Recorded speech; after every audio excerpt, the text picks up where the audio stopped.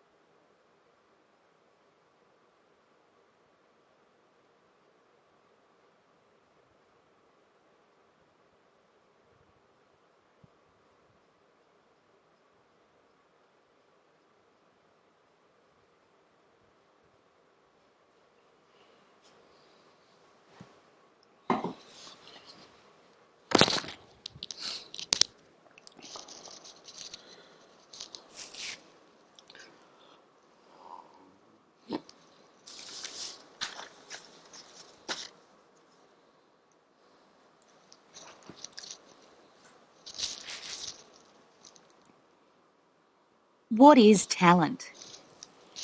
Well, that's a very good question. It's actually a very difficult question to answer. People in the business of writing about this tend to define talent in very different ways.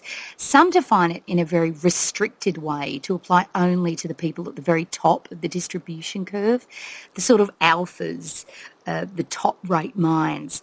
Some completely in the other direction define it to mean almost anybody in the workforce. It's a synonym for workers, and I think the first is clearly much too restrictive. The second is so broad as to be completely meaningless. I think it does depend on context, you know. If you're in a management consultancy firm, then talent really does mean, you know, high-level analytical ability. If you're in Southwest Airlines, then talent means the ability to be personable and pleasant and crack a few jokes quite often and keep the passengers happy. But more broadly, I think I use the term talent to mean brain power. And I use the term talent worker to mean something like Peter Drucker's knowledge workers, not exclusively, but in general. I think the talent that really matters in the modern economy is the talent to use one's brain, both for analytic and creative purposes.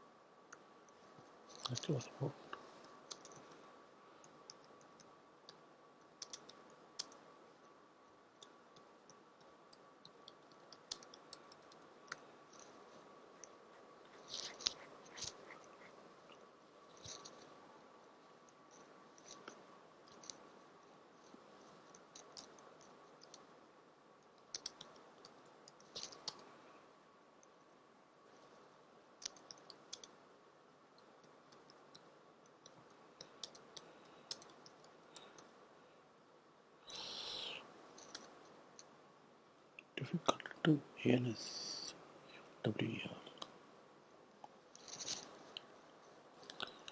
Research about what is talent and difficult to answer. Firstly,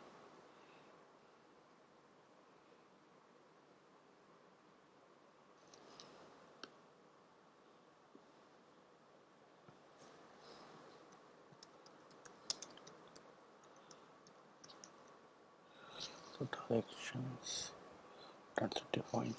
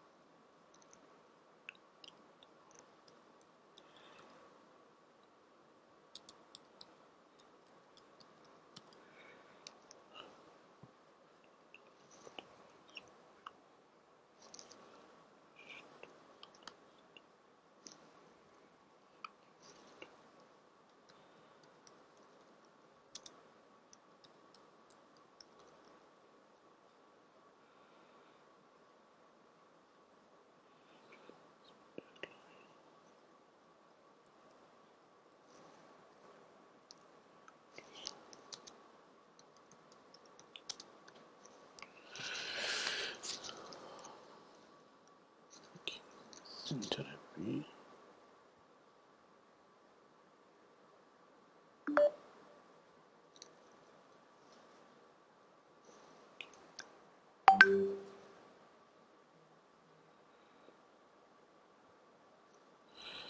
Messenger.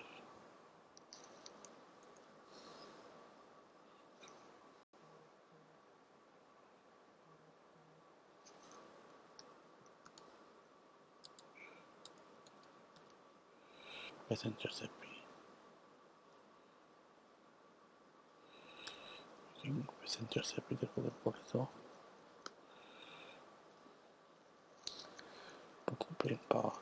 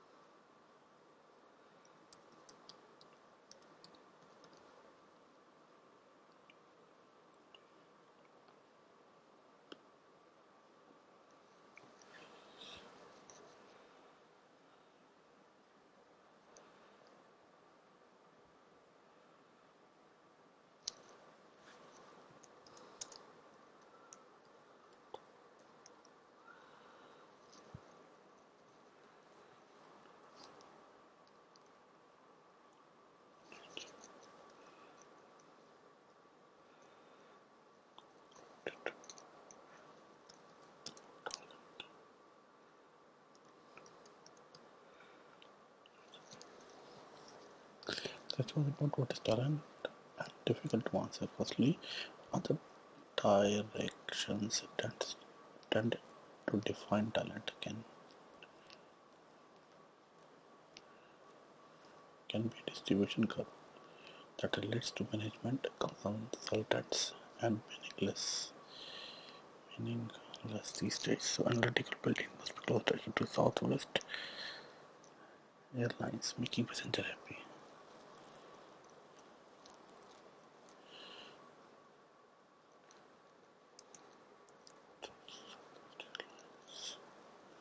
Making passenger happy. Therefore, the importance of brains power.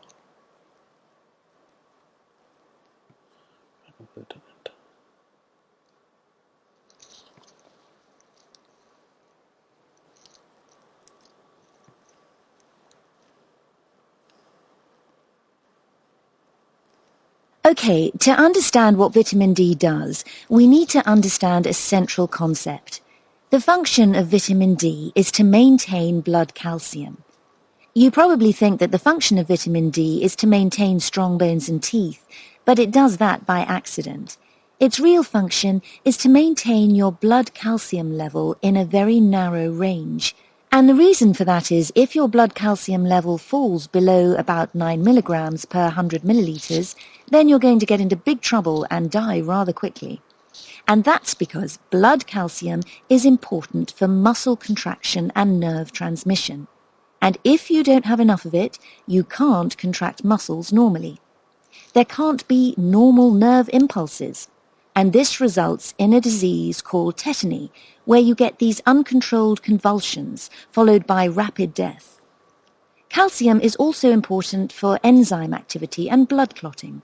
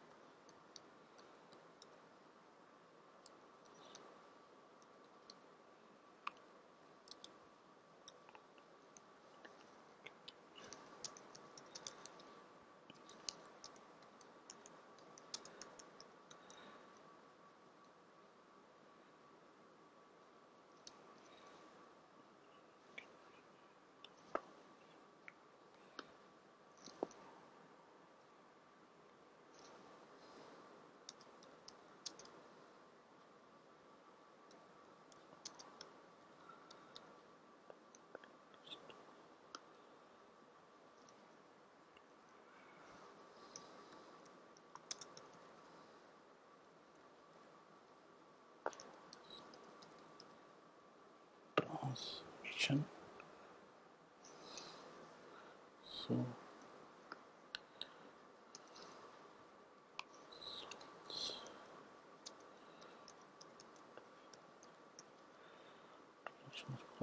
to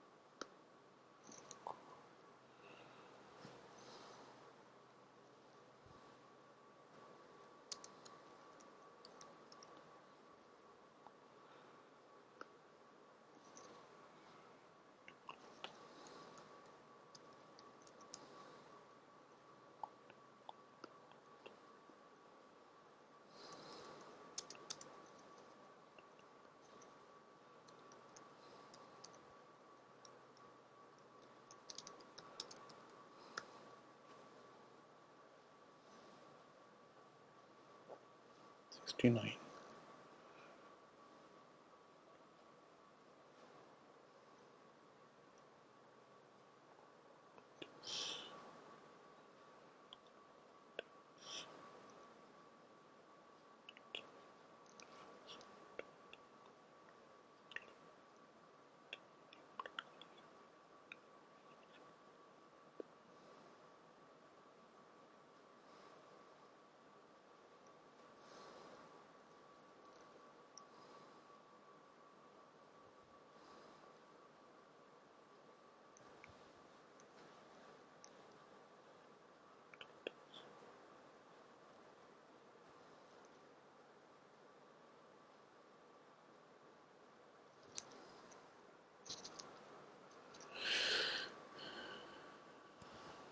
So let us begin by addressing the question of inactivity and obesity in children and youth. It's clear that in children and youth, more and more of them are by this definition of excess body weight.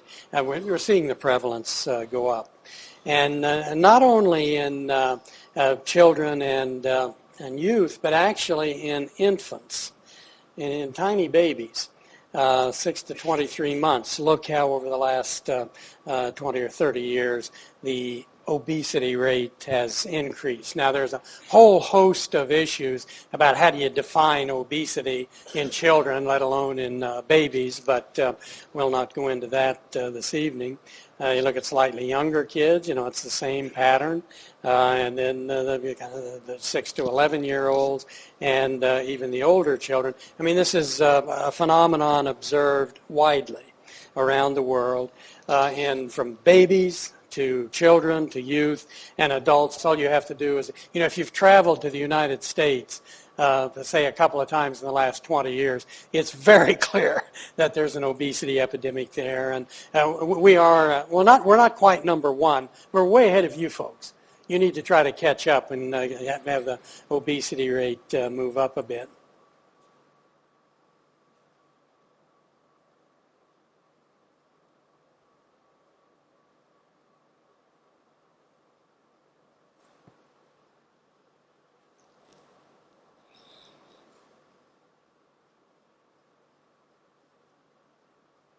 Well, the works of Shakespeare have been re-edited about once every 20 years since his own lifetime. That's partly just because as times change, the kind of information we need changes. So, for instance, a generation ago, readers could be expected to understand the allusions to classical mythology in Shakespeare. Now, most kids don't have a classical training, so we need explanatory notes for that. So there is part of the process is simply just sort of polishing things up and, you know, keeping the plays up to date. I also was very keen to take this project on because there simply was no edition out there that I thought was satisfactory. Quite often students or parents of prospective students would say to me, okay, which is the edition of the complete works to buy? And I really couldn't put my hand on my heart and say, this is a satisfactory edition. One reason for that is simply the sort of technical reason that nearly all editions are printed in double column, which is terribly hard to read. And most complete works editions don't actually have the explanatory notes on the page. So there were sort of practical things.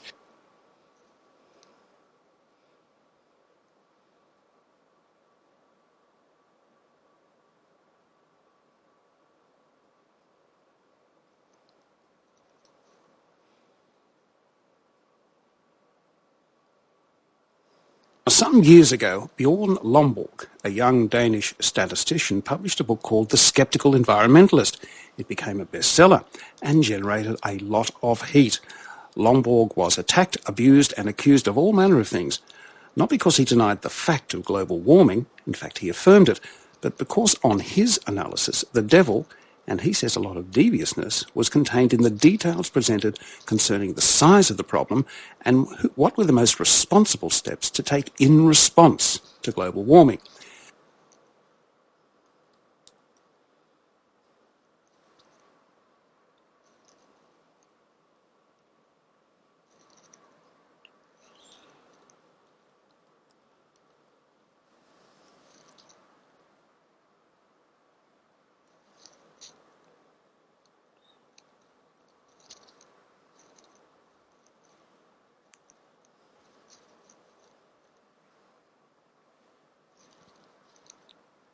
I think that's not going to be such a viable option for Cerberus, but that may be the way that they're going to approach it.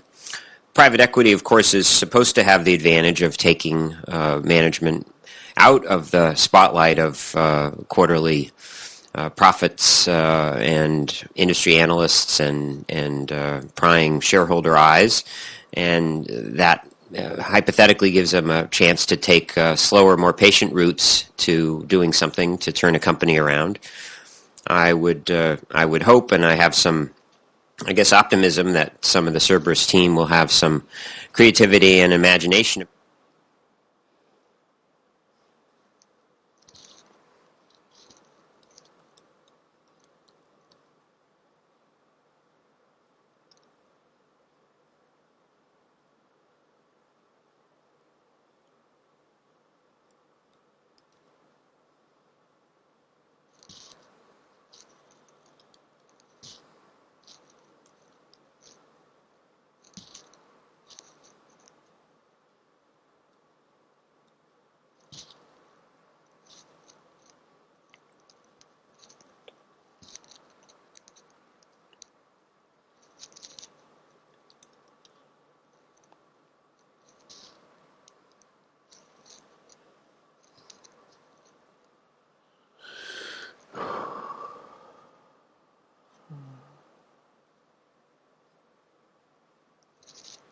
There's another thing that's unique about positive psychology as a field of study. Again, it started in 1998. You see, until very recently, the realm of life flourishing, of enhancing the quality of our lives, has been dominated by pop psychology.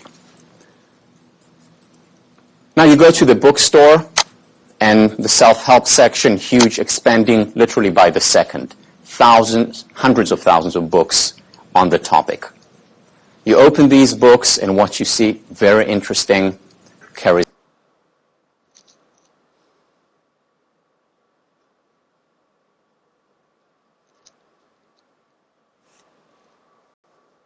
And one of the major lessons that we've learned is that diversity masks unity. And what I mean by that is that we are so attuned to noticing differences between things, and even differences between people, for example, because it's a tremendous survival advantage for us to recognize a lot of different people and know which ones are our friends and which ones are likely to stab us in the back. It really, really allows you to human beings to prosper. But that keen awareness of diversity actually masks some extraordinary, remarkable unifying principles in living organisms.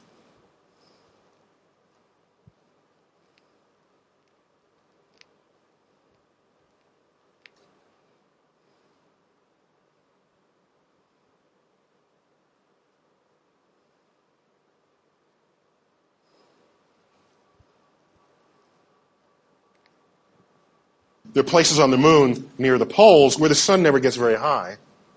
It just sort of rolls around the horizon, and if the crater rims are tall enough, which is the case for already known craters, the sun never reaches the bottom of the crater. So it becomes what we call a water trap, where comets that might have impacted the moon and the like, water molecules can just fall into that and never get warm enough to evaporate out.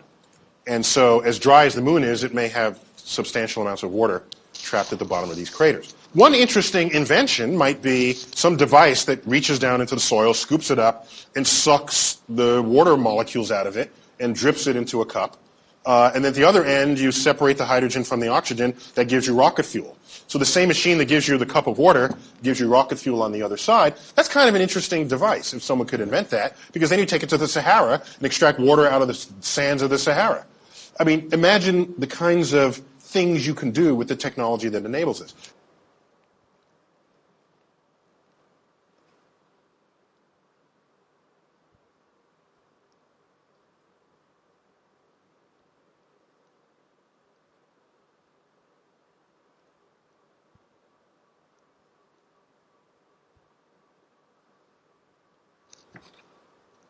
Winston Churchill was 65 years old when he became Prime Minister in 1940 at a most critical time in English history. He was 80 when he resigned after his second period of premiership. Many other leaders, including presidents of the United States and dictators such as Stalin, have been leaders in their late 60s and 70s. This is particularly significant given that most of them suffered from serious illnesses. Even now, many politicians at both central and local level continue in office well into old age.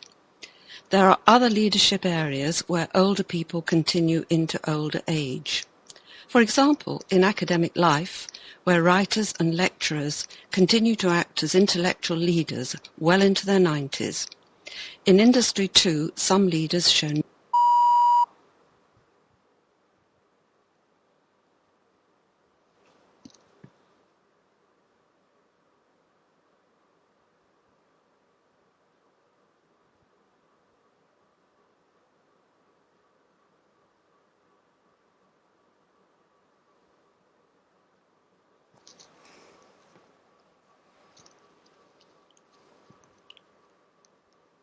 So often when we say the word activist, it creates this little box in our mind that certain people can fit in and other people cannot. And one of my experiences, or I guess one of my lessons from the various experiences I've had over the last few years, has been that every choice we make has an impact on the world, including when we choose not to do something. And because of that, then, if you look at it, we don't oftentimes see the results of our choices right away, and so we think that it might or might not make a difference. Like, what does this one choice really mean in the grand scheme of things? But because no choice happens in a vacuum, every choice has impact. And because of that, then truly we are all activists, because every choice we're making is creating.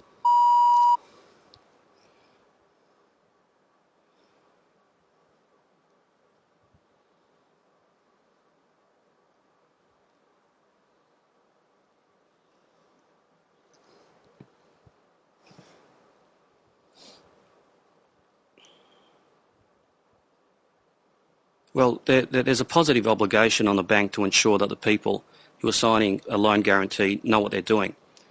Loan guarantees are kind of unique in that someone is giving security or a guarantee and placing themselves at risk for someone else, and they receive nothing material in return. So So you've got to ask yourself, why is this person doing this? Do they know what they're doing? They're risking a lot and not really getting anything back for it. So the imperative is that the bank must ensure that these people know what they're doing and that they fully understand the implications of what they're doing, and they know that their properties may be sold if another person doesn't meet their obligations.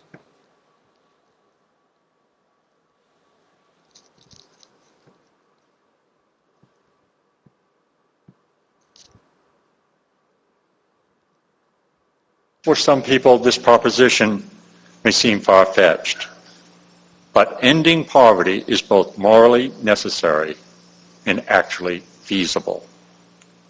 All of us must play a role in making it happen.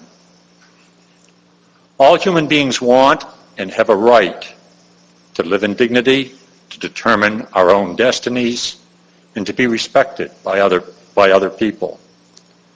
Despite the universality of these rights, our capacities to fulfill them vary enormously. And no dividing line is more profound in influencing the quality of our lives than the gulf between poverty and prosperity.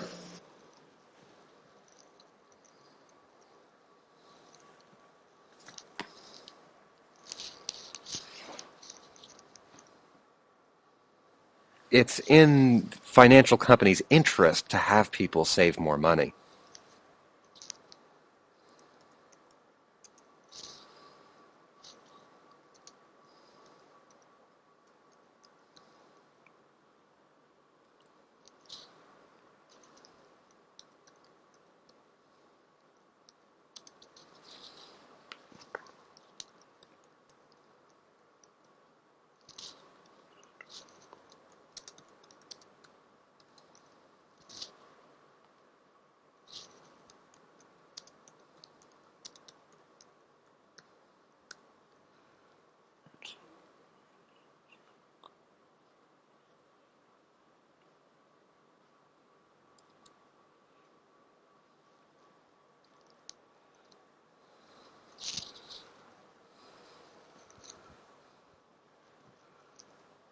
Further research should establish whether this trend is significant.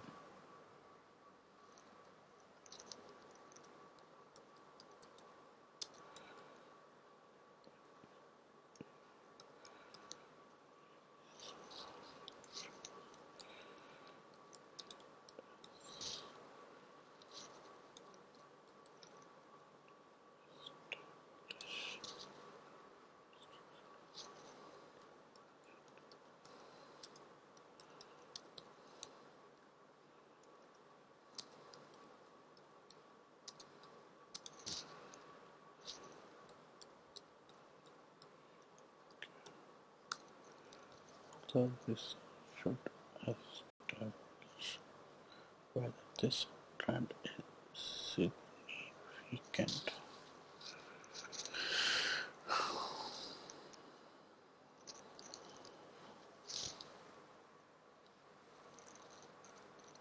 A gradual increase occurred between October and December.